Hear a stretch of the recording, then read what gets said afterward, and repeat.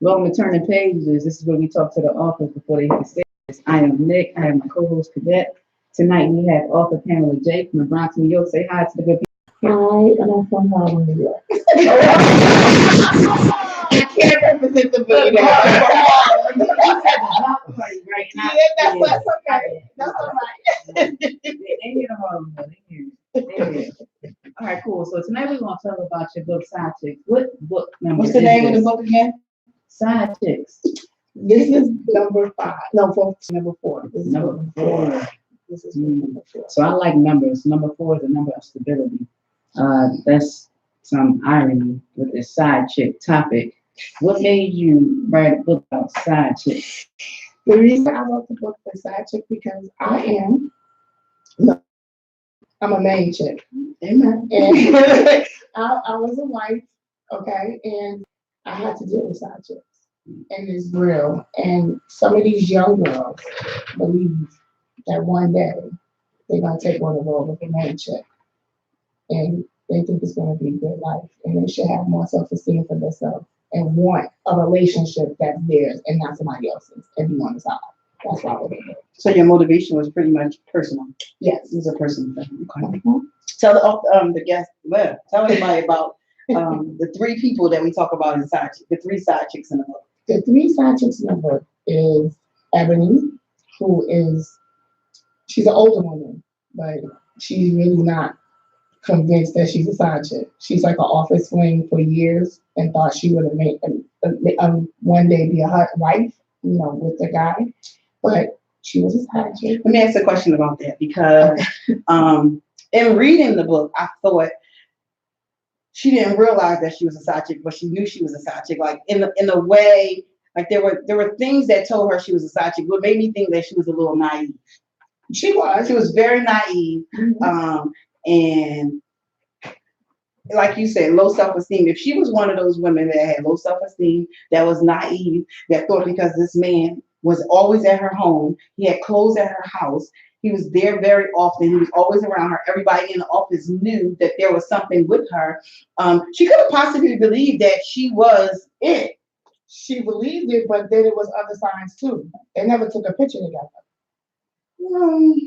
That he That's never, not the she biggest never, sign. That's she not a never big met. sign, but not They've the been big together for 5 years. She never met his family. Oh yeah, that's the sign right there. Okay, so I got to, Yeah, but the part about her not taking the picture, some people don't take pictures. But they go on vacation. They don't take a picture together. Did you say that in the book? Yes, I did. Did you? Yeah. Okay. I was trying to help You was upset. Yeah, I was upset. I felt really bad for that because listen, y'all. Ebony went to work.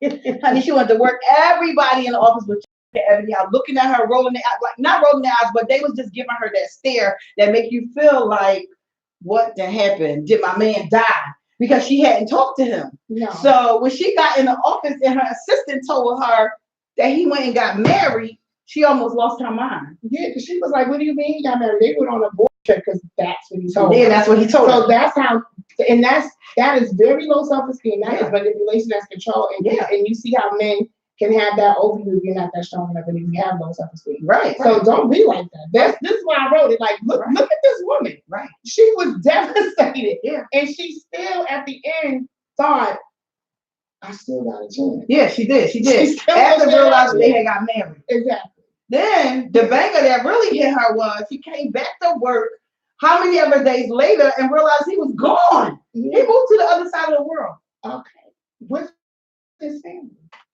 So, I mean, it's sad. Yeah. It's sad because, I mean, I talked to somebody today and they had a conversation with me. It was a man and he said, you have feelings for her. You got some kind of feelings. But that doesn't mean that she'll ever be a main chick. Okay, what kind of feelings can you have for me when we celebrate Valentine's Day on the 15th? What kind of feelings you have for me? That was that girl in the book. That's what I'm saying. But in science, in real life, I know that this particular woman that we're talking about, unfortunately, I know her. Okay. So you know all the details. I really no, but she really believes that she's not a side chick. Like she really believes. Wait, is this still Ebony girl or this is still the same one we talked about? Okay. She still believes. He gone. No, when I make up stories, I make it so they don't know it's them. Oh, okay. So she really believes, oh, he just got married because she got pregnant and that was the correct thing to do, but you still sleep with a making this side chick, and I don't understand that. It's 3 babies later, so what's going on? She still has low self-esteem. Is something wrong with that? I mean, for me, it's like, okay, all right, so you talked about your personal experience in regards to being married before and having to endure this type of situation. So I think all of the onus and the focus is on, whatever sister that comes in late in the game, the side chick, right? But like, what is the responsibility do we give to the actual couple? Okay, the responsibility is, first of all, if my husband is not happy at home, we need to communicate. Communication is the key to any relationship. And we need to work on what is not making you happy, that you want to go out in the street and do something else. Right. And if we can't fix that, then let's just separate. Don't think you're going to have me at home, waiting on the sidelines or whatever. And then you got this side chick. And the side chick, and again, if the side chick don't know, more 9 times out of 10 at the beginning, they don't know. But when they find out, leave, because now you know. Why are you still there? Why are you still in this relationship when you know this man belongs? He is in a committed relationship with somebody else. Let's not be that committed. Exactly. he is, because they lie. Yeah. They gonna lie and say one thing to you, say something to me. And again, we have to have that much self-esteem, because where's your self-esteem? Where are you? Like, I know if somebody come and tell me right now I'm a side chick, I'm done. Like, oh, I'm not dealing with this. What about as a wife? Are you done immediately after you find out about the affair? I tried to make it work. And it worked. So I was like, you know what, deuces. Well, I know you said earlier, and I think this was before we came on the show, these young girls. And sometimes when we as young girls, I've been there, I've done it. I've been a side chick before. I ain't want to even hold you. I'm not going to even sit here and act like I got it all together, because I don't. I've been there before. And like you said, these young girls, I was a young girl. I didn't know. I just was doing, whatever. And the same guy I talked to, some girls think that materialistically, oh, because he giving me this or he giving me that. And yeah, they like that because their self-esteem is low. They don't know who they are or whatever the case may be. Because like I said, I've been there, but it takes some maturing and some growing and some learning. And it's like self-worth. To know your self-worth. Yeah, it really does. Some women don't know that. Some women don't, but then you got to look at what kind of relationship they were born in their home. Like, was it a two-family home? Was it a strong father? Exactly. Was it a strong mother? Was it exactly? I come from a 2-parent family. So I think my question more so is, why down those women that have that low self-esteem, that don't know their worth, that may have come from somebody that molested them, that may not have come from a 2-family home? Why down these women instead of educating these women, helping these women to understand who they are, so they won't get themselves in these kind of relationships? Okay, we can educate them, but then when they come at you with the, oh, you should be taking care of your man and you won't need me, because then it gets to defensive. Say that. A lot of people say that, oh, you wouldn't need me now. On that note, okay, if you didn't know and you coming to me as a woman like, oh my God, I did not know that your husband was your husband, right, and then you cease and desist and you leave the situation, right? That's fine. That's something different. But you got these nice little young girls that think, oh, they got it. And oh, I'm gonna take it. And oh, how much money you really getting? Right. I'm in the house. I got the Benz. I got whatever. I got the car note, the car, whatever, my house, whatever. They're giving you lunch money and McDonald's money. So what you really getting? What you really getting? You a side piece. You're not going in public with him. Y'all going to a cheap hotel to get your thrills, and that's it. He's gonna lie to you and tell you, I'm leaving her, I'm leaving her. He's still with that person. But that's what I'm saying. We get that. I get that. But I'm saying, and at that point, I said, if you come to me and you tell me I didn't know, I'm sorry. Okay, I'm sorry that happened, right, and we can part ways. And I'm not down with you, but you still have those ones that believe, oh, it's all about me. I am going to take your man. I am going to take your family. That's going to be me sitting where you're sitting at. Right. Those are the real ignorant ones where you're like, you know what? I don't have time to deal with that. That is when all of them are not like that. All of them are not. All of them. But the majority are. Well, we want your next book to be how to encourage women to be better women. Like, I'm serious, because like you said, everybody is not brought up to think like, the world, these young girls today is nasty. That's how I feel. They nasty, they stink. All of them. Jesus. They stink. Not like stink like their body stink. They stink. And we as women that have been through, have done this, have done that, we have to do better at showing these women that your worth is so much more than a wet ass. Excuse my language. It's the truth. Yeah. So for me, geez, this is a heavy topic for me, right? and I'm gonna say why, because I love Black women. So for me, I love, right, and I come from a social work background. But my thing is always to treat somebody as they are, right? Not as they do, but as they are. Mhm. So when I see people, I see their spirits first. And I think that it's a very tricky thing to talk to people of how they're living at that time, right? So take anything like somebody that's on drugs, aka the crackhead.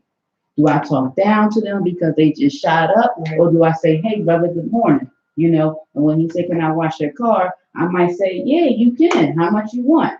You know, so I may treat him the same way I'm gonna treat, you know, the salesperson at the car dealership that wants to offer me a product, and I think I like the deal. So for me, it's very tricky, kind of like what we were saying in regards to talking to these women. I see the book as like a cautionary tale. However, it becomes, like I said, it puts all the responsibility on this other woman, and almost as if it's her fault, right? And you already, like, you know, admitted to, like, listen, if it's a problem within the marriage, then that couple should talk about it, you know? So, there is a problem, right? Even if it's just, mother's just horny, right? It's a problem and you don't have any self-control, right? Or maybe it's not as frequent, you know what I mean? The sex life, we don't know. Whatever it is, it's a problem, right? Or I just don't agree with how you're behaving out in the world when I'm not around you. So it is a problem. So I think a better way to approach it would be to say, okay, this is not right, right? It's not kosher. But definitely talk to that sister and say, what do you want? Because I think when I saw the title and I read some of it, there are some people that want to be the side chick, because anybody that's in a committed relationship, it's a lot of work. It's a lot of work. Marriage is a lot of work. Yeah. It is. And but even before you get to the marriage, right? Even it's a in lot of work. Relationships, period. Even like So, friendships yeah, and everything, all a lot of work. It is a lot of work. So to liberate this, I feel like it's not always a matter of low self-esteem. It might be a matter of I do know myself, and I don't feel like dealing with all of that.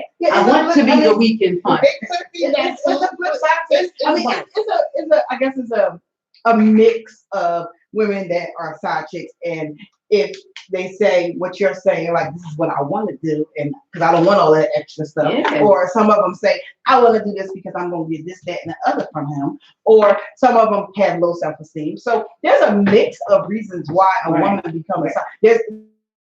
Then it could be that other woman that just don't know at all. You know what I mean? She see the signs, but she's not really sure. But then when she really find out, then what happens? Yeah, because you want to think the best of people. Yeah, no, and I'm not, exactly. I'm just dealing with certain situations that I know of, but I also know this is a problem, and I also know that sometimes in the day and age that we live in, they glorify that, like they glorify a great thing to do, and it's not. And you asked me about it. I do have one coming out, even though it isn't my first children's book. It is. That was a joke. But, yeah, I'm saying no. But I'm saying I did it. Even in the book, like going back to what you were saying before about the marriage itself, one lady, she wasn't the side chick. She was the wife. Yeah. Best friend slept with her husband. Yeah. Oh yeah. So she killed them. Both. The both of them. The both of them. Yeah, that sounds like snap. I watch it. I watch it snap. That's my show. You too excited. That's my show. That's why you need to watch Jezebel. I talked about my Jezebel series. Yeah, so I had a little sermon a couple weeks ago talking about Jezebel, and I thought that she should talk about it. So since she brought it up, I'm not bringing it. No, I mean, because you talked about Jezebel as a woman, right? As a historical background, and how she got to that place, but also what is like the spirit of Jezebel. So it's manipulative. It's cunning, conniving. Yeah, trying to get what it is that you want.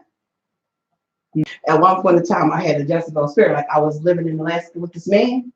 Oh yeah, I remember that. And as soon as I blanked out one day, and my hand was around his neck. And so I blanked out. Jezebel. We have to cold. But catch this. You probably was cold. You probably needed a hug. Let me tell you why I did this. And I gotta get on everybody's show and talk about years ago. And then we put back up. And I moved to Alaska for this meeting. Wow. Yeah. Oh. And you didn't know. You didn't know? No, because when we first started contacting each other years before, the first thing he said was, "I'm divorced," and we were planning to be married. But mind you, he was in Alaska. They hadn't seen each other 10 years. He was still legally married. He was still legally, yeah, exactly. They weren't divorced. But how were you planning? I mean, and you moved me all the way to Alaska. It's not like I moved to Jersey. Yeah, that Alaska's on the other side of the country. Exactly. Yeah. So country. whatever the case may be, money, finance, the reason why he's staying in it doesn't matter, because at the end of the day, the longer you stay married, the longer money you will pay out. Right. So I get it. And I might not have been a side chick, whatever you.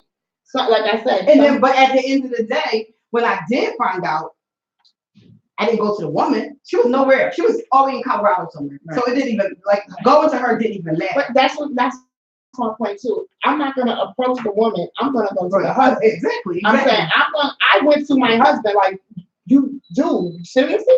This is what we doing now? And I'm gonna take it even deeper. He had a baby. Back on him. Yeah, no, he had a baby. He had he birthed a child. So did you still try? No, he birthed a child. He birthed. I thought you said birth. Are you still trying to? I'm a Baptist Christian. I went to my pastor. We went for prayer and all that good stuff. Mm-hmm. And at the end, I left. I had enough because it was still stuff going on. Yeah, because I think the residue.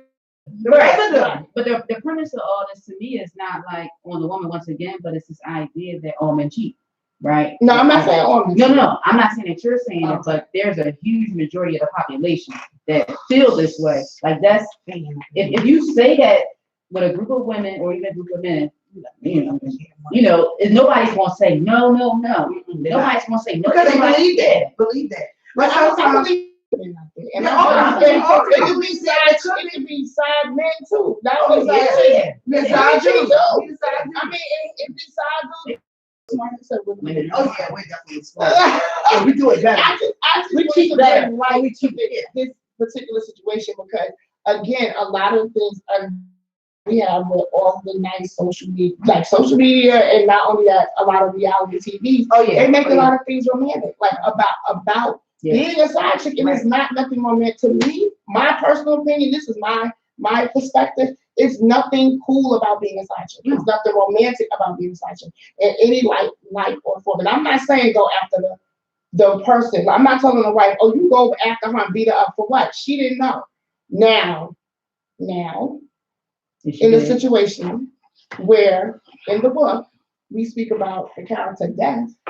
Is that the one that killed That's the one that killed the husband. Right. Now, is that based on a true story that you know? No. And that's so funny.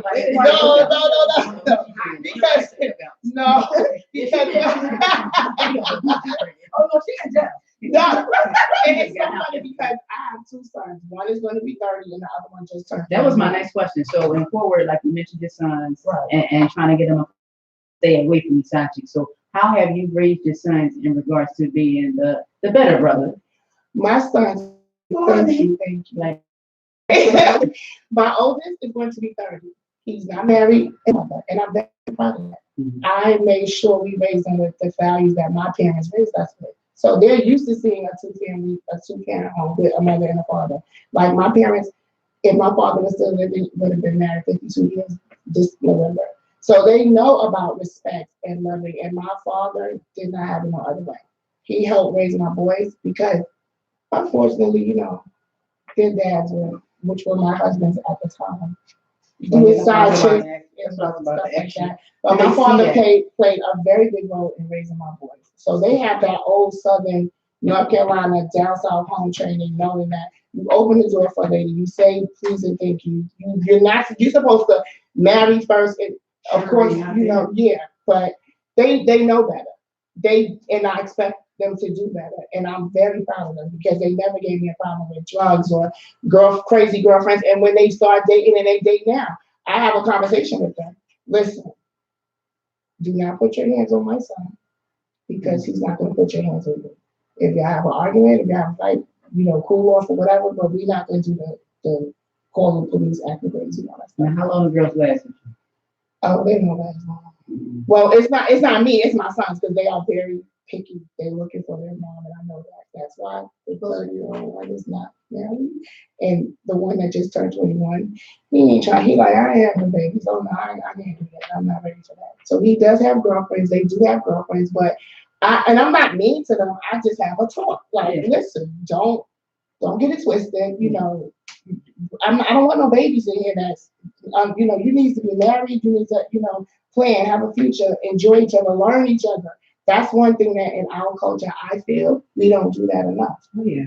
And the next thing When you know, you get bored with them, that's when you say, this ain't what I want. I want and something then, more.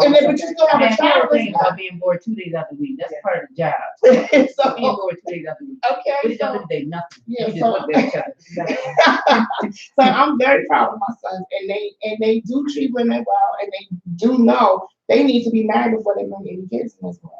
So all right, so what are some of the signs? So you were talking to a young lady, say you're in a group, in a room with a young lady, and you hear them talking. What's the thing? You like, that's a sign. What kind of sign you mean? Like that they're playing the backfield and they're not the up. Oh, a lot of the times when it's girl groups, because I have other female friends and we, you know, sit down, we have dinner or whatever, they admit it. There ain't even no sign. They like, oh, let me call him real quick, and I don't say anything unless I'm asked my opinion. When I'm asked the So opinion, these your friends, it's not you. no. Like we all come and sit and have a girls' night, and somebody bring their friend from work or something like that. You like don't bring them. No, I don't judge them. I don't judge them. If So they if bring you had a girlfriend that was a side chick. oh, I'm gonna tell her you bugging. What's wrong with you? Did you read the book? If you saw what I went through, you know. You know what I went through, so why would you even subject yourself to that? Or That's how you talk to her. Or put any hurt or pain on somebody else. Because right now, you're gonna hurt. You're gonna give pain to some other woman. You want to feel like that. You want to be treated like, you know, you want to be reciprocated. Like you want somebody to respect the marriage, respect the person. And they're like, well, it's his fault. No, but you still are a part of it. Now you will know. You're guilty too. But if you don't know, and it's 6 months in, and now you got feelings, and I understand that too. Somebody needs to have a conversation and let people know, listen, you need to tell your wife about me, or I'm going to tell her we're going to end this. Like, you got to make a decision. You can't just go on with life like that. I just, that's what I believe. Tell me about the third girl in the book. I can't remember her. Ebony, She's not the one that worked in the office. She's not the wife. the one that got beat up.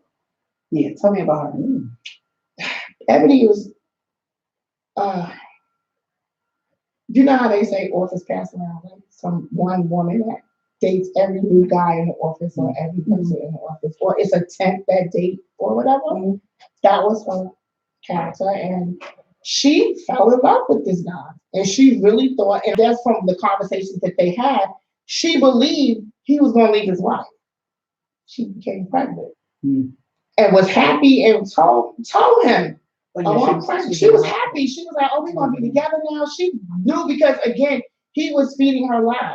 Right. Telling her, I'm leaving her. Yeah, we're going to be together. When he realized, wake up call, she's pregnant, he lost it. He was like, oh, get an abortion. She was like, what? Like, he treated her like crap. Like, he almost beat her to death.